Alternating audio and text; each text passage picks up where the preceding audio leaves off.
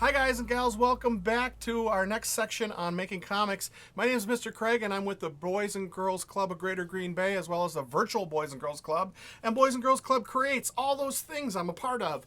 And I'm also here to talk to you today about settings. Locations, locations, locations. Where are our comics taking place? Where are they going to be taking place? Well, the story that I worked on last time, and my story that I'm going to continue on, deals with Baghead going to his fishing hole. And that's going to be something that I want to talk about and figure out in my plan. But when you're making your plans, you might want to think about, where is your comic book taking place? Let's say that your comic is taking place in maybe Baghead finds a haunted place. Now, one of the biggest problems that I see with kids when they're making their comic pages is they'll take their panels like this, and the first thing they'll do is they'll draw their character standing on the bottom of the panel. They're standing right on the panel. Now, that's kind of okay, but that means that your head would be laying on the ground when you're looking at this so that you could kind of see things at that perspective. More often than not, and I said a weird word. I said perspective. Perspective is something that I need to do a whole video about sometime, maybe even a whole series of videos, because it's so cool and it cracks your brain wide open. When I was in junior high, I had a teacher who taught me about perspective, and it really changed how I see the world and how I was able to understand it. It's math-based and it's logic-based, but once you get it, it just kind of snaps in your head. And I've seen that happen for a lot of kids that I've worked with throughout the course of my years as a teacher. So perspective is something I get excited about, but let's do very, very, very simple perspective just to start out with. The very first thing you want to learn about when you're dealing with perspective is your horizon line. Now, say that with me, horizon line. Very good. Sorry, I'm just getting a little crazy. But the horizon line is a super important part of things. It's where the sky meets the ground, where the sky meets the ground. And sometimes we don't see it. Like when I live in Wisconsin, rarely do we see the sky and the ground meeting because there's trees everywhere. And hilly, it's a little hilly, but a lot of trees.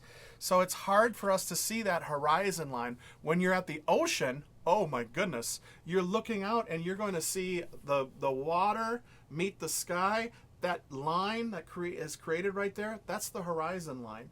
And that is where you start with. So I'm going to think about that as I'm dealing with my panel. And as I'm doing that, I'm going to make a horizon line that kind of splits the page at the bottom part, because I want to have some sky here. But look, I'm making a line here. I'm not going to make it too dark. But now, when you have the horizon line figured out, you want to put your character like halfway between there. So now if I make another character in here, let's take a look. And this one here I'm going to make a little bit smaller, and I'm going to have them, kind of above and below the horizon line. But look, it looks like they're back a little bit further back in space. This is kind of a natural thing called linear perspective, where I've got a horizon or a vanishing point where everything goes and disappears. And if you think about that, if we're looking at a railroad tracks and we're looking at how a long straight railroad tracks, it looks like they come together at one point. Now we know that a train tracks can't come together in real life, or the train would go and flip right off of there.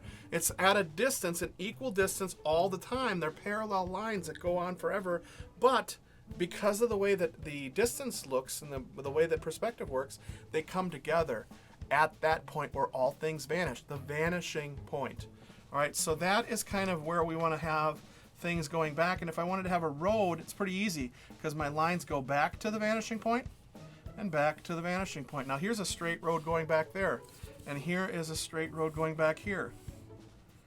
And if I wanted to, I could make a crooked road by having it thinner in the distance and then wider at the beginning, or at the front. So here is a kind of a crooked road coming back at us. Now we also have, gosh, like I said, I could spend the entire time working on perspective, but I want to kind of move on a little bit. Just keep in mind, first part of that, don't have your characters touching the bottom of your panel. Give them some room to live. Let them live in the world. Next thing we want to talk about is camera angles. All right, we are going to be making a mini movie, little movie. That's what we're kind of doing. We're taking a story that we wrote and we're turning it now into a little visual movie for people to see and read so that they can enjoy it on 2 different levels. Now the thing is all right, so I have my panel here and I want to have Baghead at a fishing hole.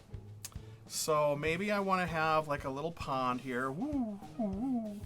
And at a pond, we have a dock that comes out into the water. So we'll think about that. And we have some ground, maybe a beach. Let's make a beach there. And around a lot of ponds, there's this little weedy grass and stuff, and sometimes little rocks. So all these little details that we can add will enhance that image. And might want to put some watermarks in there so it's like ripples. But now I've got my beach and my water sort of figured out.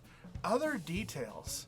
That's the next thing that we want to think about adding is details. Things that are important but fun. All right, and we don't want it to be too busy, but we want it to be able to fill space. I love using pine trees when it comes to drawing because they're so easy and they fill space in such a beautiful way. They can be triangular or any type of tree. So it can be a full tree. So let's actually use some trees to fill in this space. So here I've got a big tree that I'm going to be making, and trees always have these trunks and parts of it. So let's kind of think about making the trunk and bring our tree in there. Trees, gang, another thing we could spend an entire session on. Think about a tree as being this wide, then it breaks into 2 parts that are this wide, then it breaks into 2 parts that are that wide, that are that wide, that are that wide, that are that wide, and then until you get to little sticks at the end. So a tree kind of branches off and splits apart in a bunch of different ways to make itself always trying to grow upwards, but sometimes it doesn't. Sometimes you'll run into a tree that's really kind of groovy because it grows in a different and weird direction, and it definitely causes you to go, wow, that is a cool tree. There's something about that I really like.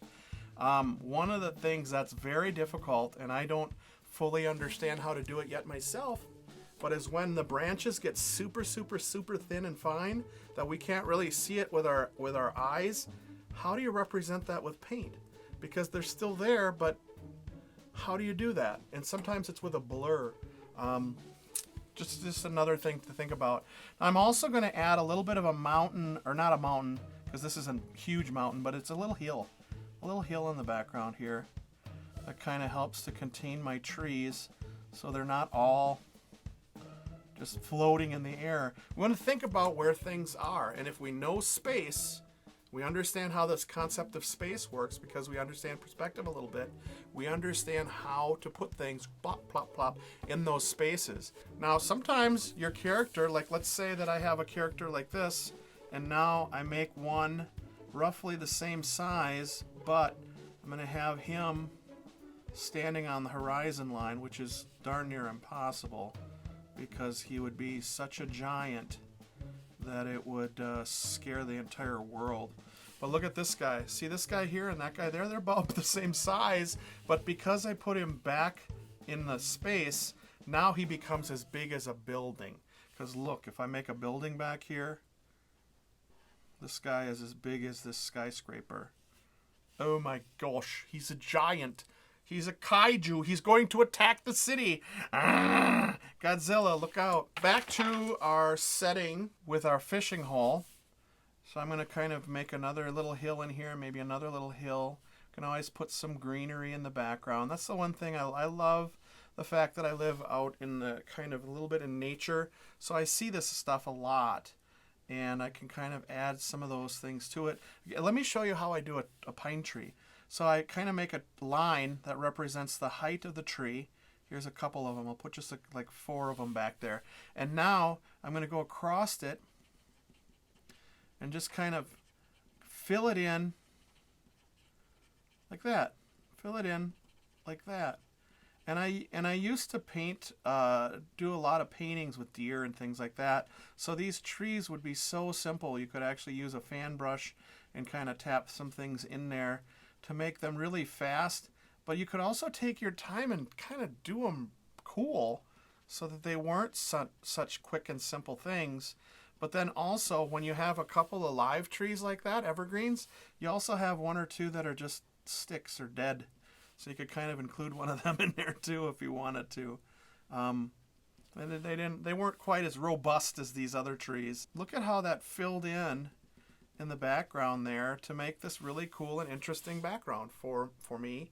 Other things I can do to fill in this space, because this is the part I want to talk to you about now. The last thing to think about when you're creating your settings is to think about those fun and important details. Like I said, what can help to fill in these spaces where they're a little bit empty and they maybe look like they need a little bit more? Right now it's kind of balanced, so it doesn't really need a lot. But let's say that I needed to fill in this upper corner. Let's maybe have a branch coming from the foreground, filling in this upper space. And we can even have a little birdie on a branch here. Little birdie there. So this detail is really close to us, and it's kind of coming through there. And now I might not want to use this when I get to my final one, but how does that work? How can there just be a branch hanging there? Well, I'm not showing you the other side of this because just off the panel there's a tree that grows right here. So look at that. Just off the panel there's a tree that comes in there, and you as a designer can plop that tree in wherever you want to help fill in that space. Another thing that I can add here that I'm definitely going to use is cattails. Cattails are a weed that grows in the water. I don't know if it's a weed. It actually is something that you can eat. Yes, you can actually eat a part of this, not the whole thing. But they're just a fun and interesting plant that grows in there, and maybe some lily pads along the side of the river. But again, we're adding detail to make it a little bit more interesting. Now, I told you guys that we were going to make a haunted house, and I lied, so we didn't. So let's quickly, Mr. Craig, let's quickly think about a haunted house for our location and what type of details you might want to have. So thinking of all these different fun details, you could also, and you should, look for some details and some ideas online in books. I'm one of those guys who has a lot of books and different shelves all over my house because I love to look up resource images and put as many of those in my head as I possibly can so that I can have that reference when I want to create something of my own. And my camera angle's coming down from the sky a little bit. So we're thinking about it. We're not looking straight at something. We're looking at it from above. That's something that you can think about too, because that makes a lot more drama. If I'm looking at something straight, it's sort of normal. And they have a thing in filmmaking called the Dutch tilt, where if all of a sudden the world is tipped a little bit to the side, we have a natural, we feel a little nervous. It makes us feel a little weird subconsciously. And all of a sudden, it makes the movie a little more tense. So filmmakers are really concerned, and they know that that's something that's important, so they do that on purpose.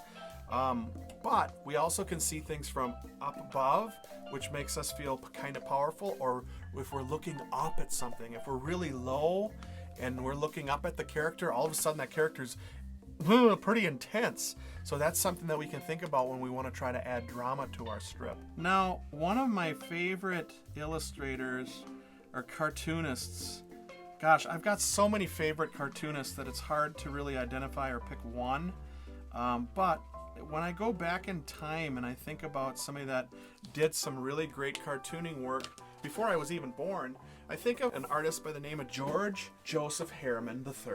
George Harriman was born August 22nd, 1880, and he died April 25th, 1944. So he was gone 20 years before I was even in this world. So that means that he was gone a long time before you guys were even around. And when I think of settings and locations and simplicity but important details, I think about George Harriman's Crazy Cat stories.